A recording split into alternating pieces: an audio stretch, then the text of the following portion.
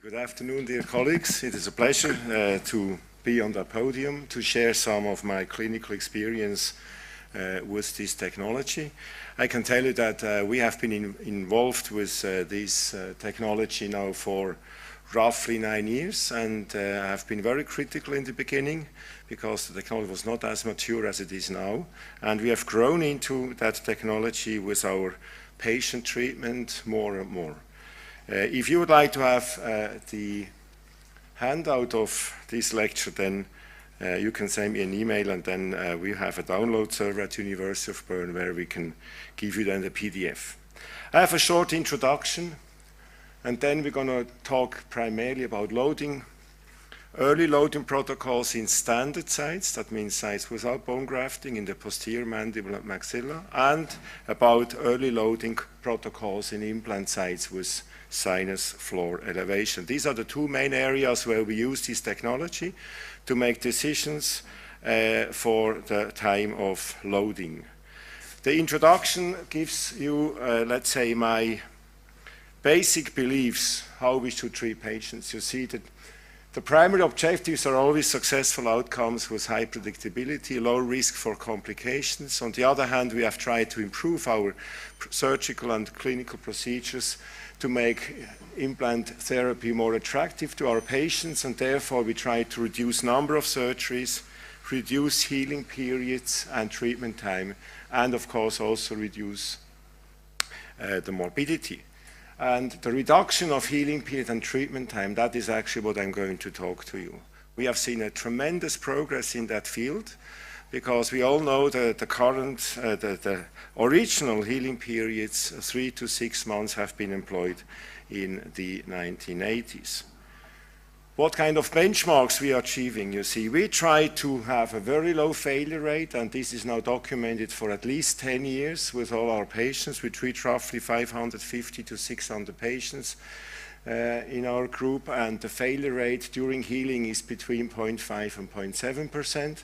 And we are in the process to complete a 10-year study on a large patient pool, and I can tell you that the success rates in low-risk patients at 10 years is above 98%, so we have a very low rate of late failures. In smokers, it's slightly increased, and we see a very low incidence in 10 years for peri-implantitis, for example, which seems to be the big topic, in particular in Sweden. Now, these excellent success rates, of course, are important for the department because we treat most of the patients referred by dentists, and I look at them like our customers, so we try to keep them happy with successful outcomes. Now, when we look at the factors that influence the treatment outcomes, you see that this circle, the clinician, is slightly larger than the 3 other ones. The patient with all the risk factors he has, the treatment approach, and of course the utilized biomaterials. So when we look at the treatment approach, then of course loading protocols come into place, and we all know that we can have conventional loading, we can have early loading, or we can even have immediate loading, and we will have a lecture on immediate loading as well. I will focus on early loading. Now, the loading protocols, as I said, in the 1980s, the conventional loading described by Bronnemark, you see 3 to 6 months, Schroeder 3 to 4 months. That was what we have used, how we were taught by our teachers at that time. And we have seen a trend to reduce that in the last 25 to 30 years. The loading protocols in the late 90s have already shifted shorter. So the concept of early loading was introduced, 6 to 8 weeks, and then full occlusal loading, and still conventional loading here, and of course immediate loading became much more attractive because we have had in the beginning, of course, primarily in full edentulous cases. Then the early 2000s, so today you could say, it has changed again, and this is based on an ITI consensus conference 2008, that actually immediate loading today is defined everything within a week, whereas early loading is between 2 and 8 weeks, so we are different time points, and this is all early loading from our point of view, whereas now, interestingly, conventional loading is defined everything 2 months and longer. As you can see, the whole thing has been shortened to the left, and shifted to the left. Now this primarily is due to the progress we have seen with implant surfaces and for sure also increased knowledge how to treat patients. Now for a specific implant surface, and I have been involved in all the research for many, many years, it's documented that we have seen an evolution in surface technology. We know that today we have various top modern implant surfaces which can offer these kind of early or reduced healing periods. And it was an improvement of topography, and today it's also an improvement of chemistry. So this actually really made that happen, that we can load much earlier today. And again, we don't want to compromise the primary objectives, that we have reduced predictability for our patients. We need to have high predictability, low risk for complications. With that, I would like to move now into the early loading in standard sites. And I would like to go back again to a development that was made in the mid-90s. You see, remember, we have used that implant surface with a macroporosity, microporous, as a porous surface. That was a blasted one, a coated one, TPS, introduced first in '74, and then we moved to a sand-blasted acid etch. There are various surfaces using that technology today. When we do this kind of progress, we always do first the homework with preclinical studies, and here you see some of the papers our group has published in '91, a very, today very well-cited paper, and many others.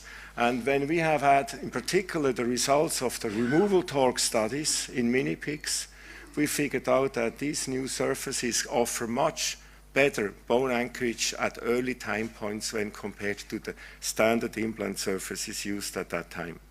So we made a very courageous decision that we go and run a study with an early loading protocol already at 6 weeks. That means these implants were placed standard sites and put in full occlusion at 6 weeks with provisional restorations, and then we documented how they perform. Here you see a case at 6 weeks where the abutment was inserted with a torque of 35 and then put into full function. Here you see the same patient 5 years. Now the 6 to 8 week early loading period is today very well documented. I would say primarily for 2 implant surfaces, when you go up to 5 years follow-up, osteotype and SLA, and you can see that the success and survival rates are very high, in the high 90%, so actually very satisfactory. Then early 2000, actually Professor Steinemann, who was the driving force behind this, said we have to change the chemistry, and then a chemically modified SLA surface offered hydrophilicity, and again this was documented first in preclinical studies. See, first one published in Journal of Dental Research 2004, and today of course we have many more publications to document that this is a very interesting surface.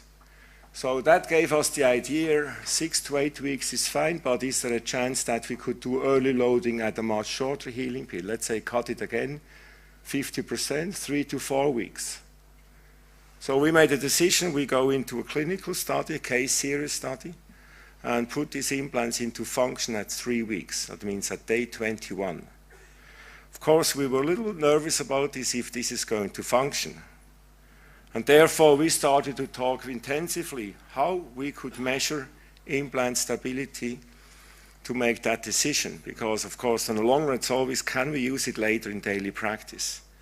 And when you look at the techniques to measure implant stability, at that time, I was thinking about period-test values, but we have used them many years in follow-up studies, but you can only really measure that when you have a restored implant. And insertion torque values, and are very popular in Sweden, would tell you I've never measured an insertion torque. In all my years, I'm now involved 27 years with implant dentistry, and I would say there's a big disadvantage because you can only measure once, but you cannot measure at 3 or 6 weeks, whatever, because there's only one measurement and then you rely on the measurement at implant surgery. And the third one, RFA. We know that this was introduced in '96 by Meredith, and we have seen that this technology had improved over the years, and we are in the 3rd generation of this kind of device. So we made a decision to go for RFA to measure ISQ values for this study. You know, the first generation was not really a good device from my point of view, not very clinical friendly. In particular, this cable was very disturbing, you see, and depending how you attached it, you got very inconsistent measurements. It could be a 75 and a 62 and a 69, and then of course you start to lose confidence in this technology. So the handling was not really good and the technique was not mature when we started to use that. Here you see this transducer to be attached, and of course you see this cable that was not really very convincing.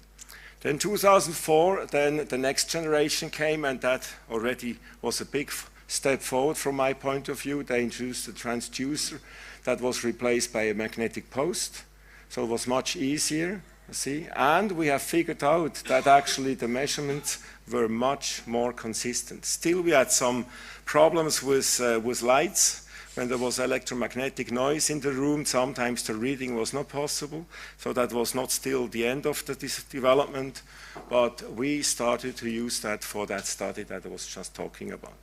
So here you see an implant is placed, this magnetic post is inserted, and then you do measure. Sometimes you get two measurements, because depending if you measure from the buccal or from the meso, then you might have two different stability, also ISQ values.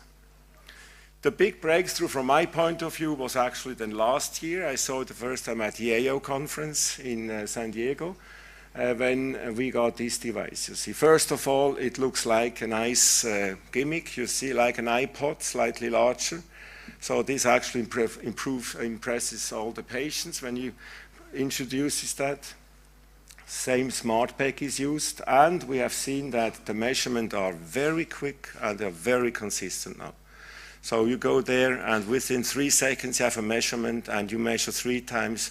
Most often you have 3 times the same value, and that is really now very convincing. So you see how this is attached. That's not too difficult, and then normally we measure from 2 sides. See, we measure from the meso and from the buccal, and sometimes this is the same. Sometimes you get 2 different values, and then it's recorded, and then the smart pack, which cannot really be re-sterilized because then you have some corrosion. It goes into the chart, so we can use the same smart pack for the same patient longitudinally. That's possible. It's very well documented. Here only a few papers where we have been somehow involved. Of course, not in the beginning. You see, we have been involved 3 times so far with measurements on this study. And I think today there are more than 100 original papers or case reports on the technology.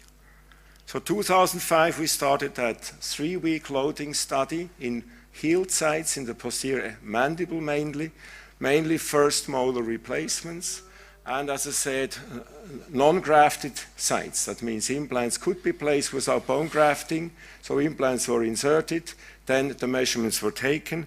And to allow a full functional load at 21 days, we took intrasurgical impressions to prepare then the provisionals. And then at 21 days, we measured.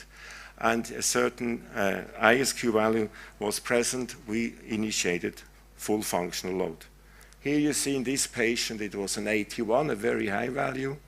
And you see now then the healing cap. Same patient 3 weeks later. When you have such a high value, then you want to see slightly better value, but not a clear decrease. Otherwise, that would make me nervous. You see 3 weeks later, the measurement 83. So this prepared provisional crown got in place, and you see adjusted the occlusion, and then this implant was in full function. The implants were at least 10 millimeters long, also not extra short implants, so 10 or 12 millimeters. So here you see the patient at 6 months. So we measured at various time points prospectively to see how the values will develop. You see went up to 89, this patient. That, I think, was the highest we have seen in that study. Radiograph was taken, and then the patients were sent back to the referring dentist, and they did then the definitive restorations, most often with cemented crowns. Here you see the 2-year follow-up of the same patient. Now, of course, we can't take a measurement anymore because we have cementation. A case a little bit later, how it would be treated today, I would say. You see, again, a nicely healed ridge, small flaps, implants are inserted.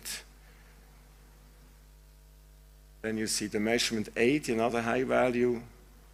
It's a 10 millimeter implant. And here you see the healing at 3 weeks. And then you see 83, slight increase. So that's the post.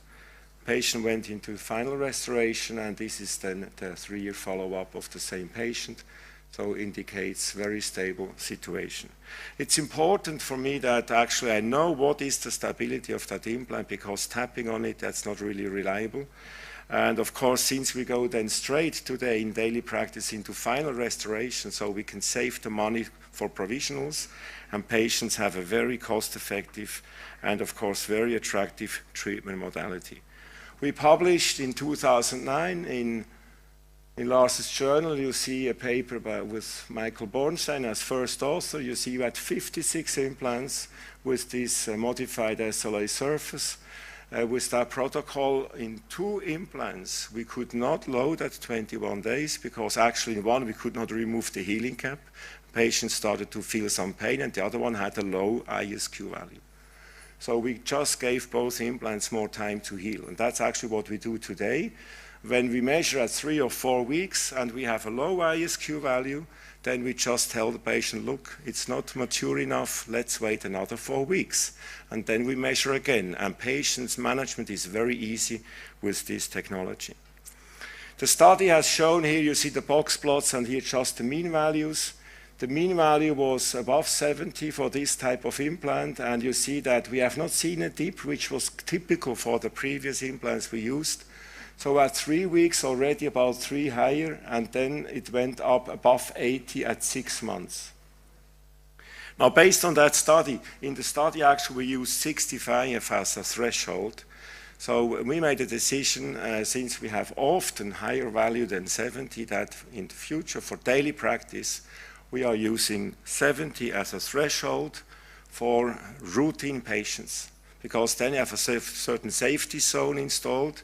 So if an implant has an ISQ value of 70 plus, at 3 or 4 weeks of healing, we give a green light, patient go into final restoration. And I can tell you, in all the last 3 years, I have not seen one failure with this approach in our routine. And we do about 100 to 200 cases as implants like this per year. So here you see a maxillary case. Now here the ISQ was 70. Same approach. At 3 weeks we had at 72. So we took an impression, then final restoration a week later installed. It was already 77 1 week later. And the patient received the crown, definitive restoration 2 years later. So that is in 2008. And you see how the case has developed. Some remodeling here, here's some cement that had to be removed, and here you see then the steady state situation. The study is published yet up to 3 years already actually. J. Perio, we had a paper by Bornstein 2010, documenting that all 54 implants have a successful 3-year follow-up. Actually in these, of course, well-maintained group of patients, perfect ideal situations, we had a 100% success and survival rate. So the loading protocols today we use for the standard sites in posterior areas is that we use early loading, and actually we use, in most of the cases, a 3 to 4 weeks healing period for these standard posterior sites. I think today now we are using most often 4 weeks or 8 weeks, because patients understand very easy this information, because you tell them it's 1 month or 2 months. And for the standard sites, it's in most cases 1 month. What about sinus floor elevation? Of course, this is also a treatment we do quite often. We have more than 100 implants per year with a sinus grafting simultaneously. We use both techniques, but more often the lateral window technique, and not as frequent the osteotome technique. That's about 90%, that's about 10%.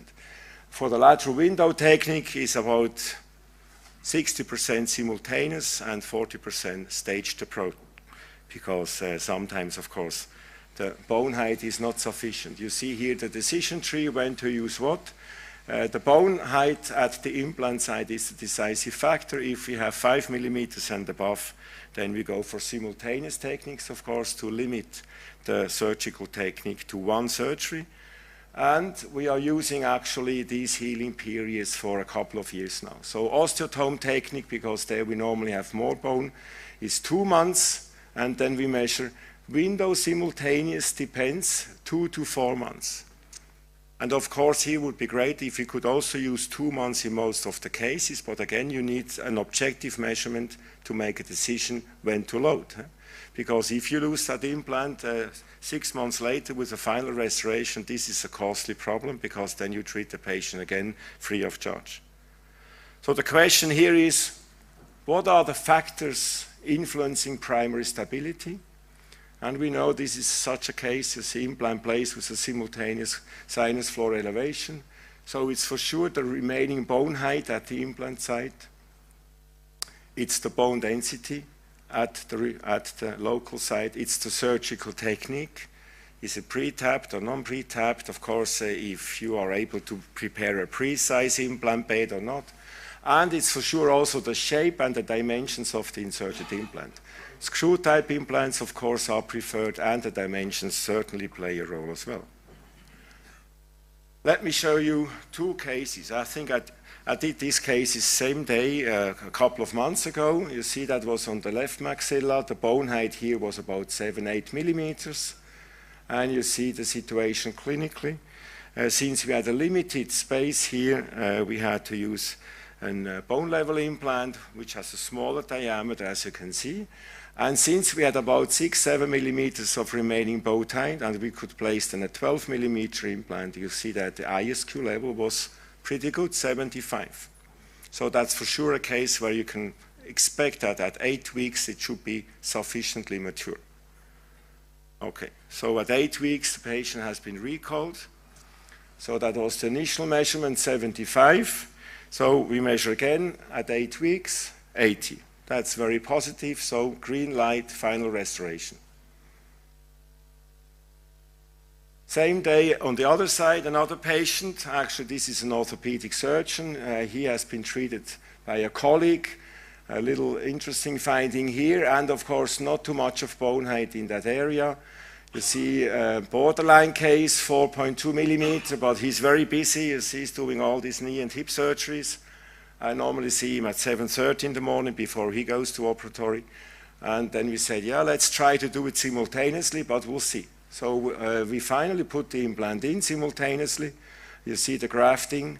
And then when I measured, then I was a little bit nervous because it was only 30. Now, how do we do our sinus grafting? In our sinus grafting, we always use autogenous bone to enhance new bone formation, but we mix it with the bone substitute, and that's the low substitution bone substitute, to maintain the created height. So it's always a composite graft. And we have a surface which heals much faster than surfaces we have used in the past. So at 8 weeks, you see the patient again. So they did a reopening, and I was very curious to see how this low value had improved. And I tell you, frankly, I was very astonished to see that 8 weeks, this patient had a 70. So I told him, I think we can have the guts to go into final restoration, and I sent the patient back to the referring dentist to do that. So the improvement was very significant. Actually, it was 9 weeks, I see here. He couldn't come at 8 weeks. Now you see here the radiograph, a lot of maturation, you see. Also we see a lot of new bone formation because we cannot see the border of the previous floor of the sinus. So that was, of course, an extreme case, but shows you the potential. So when we go for loading protocols in sinus floor elevation today, we use Ostel technique in all cases to measure baseline and to measure at 8 weeks where we are, and then we make a decision if we can go into final restoration or not. I cannot give you the numbers how often that is possible. That will be actually analyzed next year, because we want to do next year a prospective study including all sinus grafting cases, measure at 8 weeks, see how often this is possible. I expect it's about 80%, and the others, we wait another 4 weeks to take a measurement again. Let me summarize. You see, I tried to show you that in the last couple of years we made some significant progress to make our treatment concepts more attractive, in particular in the areas where we have high functional load, as in the non-aesthetic areas. We are able to offer early loading protocols to most of our patients, not all of them. And the measurement of ISQ values has become a very important tool to objectively examine implant stability in daily routine.